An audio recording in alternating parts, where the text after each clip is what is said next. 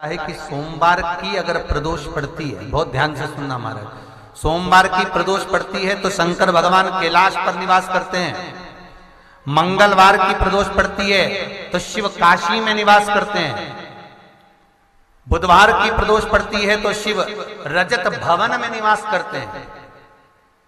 गुरुवार की प्रदोष पड़ती है तो शिव गंगा के स्थल पर निवास करते हैं। शुक्रवार की अगर प्रदोष पड़ती है तो शिव नीलकंठ पर विराजमान होते हैं।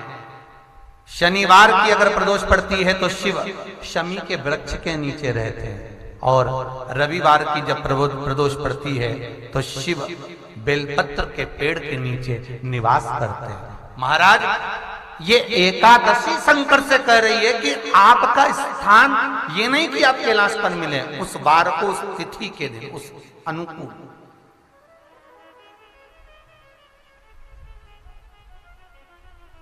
हमारे यहां कहते हैं सोमवार की जो प्रदोष पड़ती है वो इच्छा पूर्ति करती है।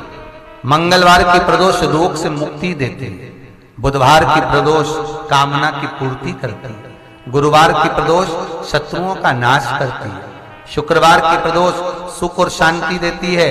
शनिवार की प्रदोष संतान का सुख देती है। और रविवार की प्रदोष जो काम दुनिया में कोई नहीं कर सकता वो अचूक फल की प्राप्ति रविवार की प्रदोष करा देती है। महाराज ऐसी प्रदोषों का नियम वर्णन किया चाहिए। भगवान कहते ठीक है तू थोड़ी देर खड़ी हो। एकादशी सम्मुख खड़ी हुई। पार्वती जी ने जिस अंगुष्ठ का जल पीने के लिए लिया था हाथ में, बस पीने ही वाली थी, शंकर भगवान ने वही हाथ में जल लेकर एकादशी के हाथ में उसको देकर कहा ले, ये मेरे द्वारा निर्मित एक व्रत है जिसे त्रयोदशी के दिन तूने मांगा है, मैं तुझे देता हूं। आज इस व्रत का फल मैं तुझे प्रदान करता हूं। अब तू जिस जीवात्मा को लेकर जाएगी उसका पाप प्रबल नहीं होगा।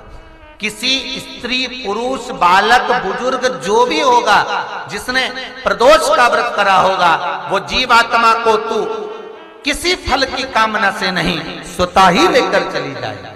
उसमें कोई कामना नहीं है।